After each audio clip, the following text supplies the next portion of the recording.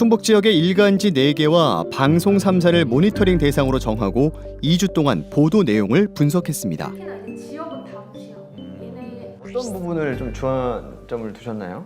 네, 저희가 이번에는 그 보도자료를 언론들이 얼마나 받아쓰고 있는지를 중점적으로 살폈는데요. 신문 4개사의 경우에는 이제 받아쓰기 보도 비율이 74.5%로 나왔고요. 방송 3사의 경우는 65%의 비율로 이제 받아쓰기 보도를 하고 있는 걸로 이렇게 나타났습니다.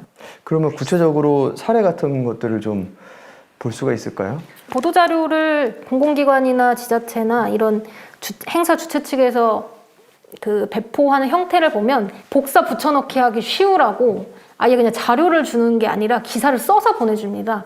사진이나 또 영상 같은 것도 짤막하게 찍어서 보내주는 경우도 있고요. 대부분 지자체가 제공하는 보도자료를 받아 쓴 기사로 채워진 신문. 심지어 사진까지도 지자체로부터 받고 있습니다. 신문 한 면의 모든 기사를 한 명의 기자가 쓰기도 합니다.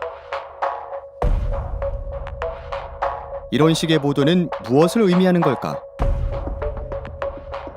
해석을 해보면 기자들이 현장에 전혀 나가지 않고 있다는 뜻이거든요. 어떤 취재나 어떤 비판적인 이면이나 이런 것들은 들여다볼 수 없고 이제 그들이 가공해준 딱 그 상황, 그 자료로만 이제 기사가 쓰이는 거죠. 받아쓰기가 늘어나면서 비슷해져가는 보도들. 지금의 위기를 만든 건 언론인들입니다. KBS 청주 같은 경우에는 뉴스 분석을 또 따로 좀 더 하셨죠?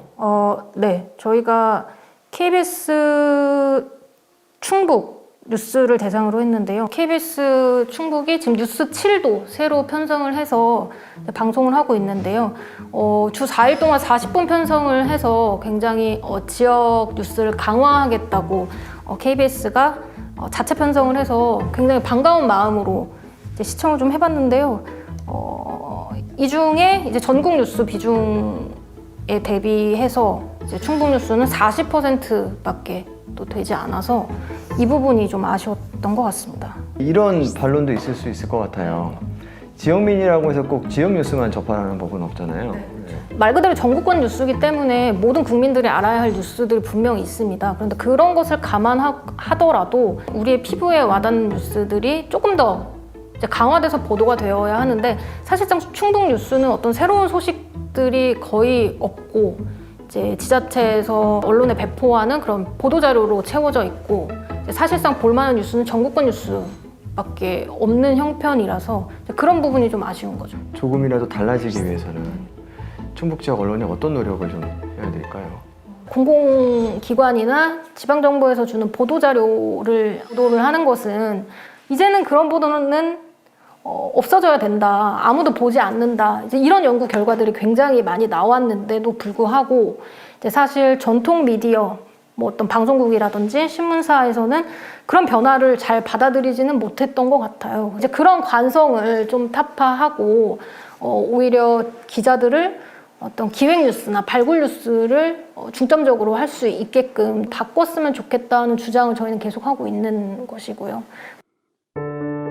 현장 취재 없는 받아쓰기 기사들, 이에 지역 언론사를 외면하는 시민들, 그리고 경제적 어려움에 처하는 지역 언론. 이런 악순환 속에서 지역 언론인도 절망하고 있습니다.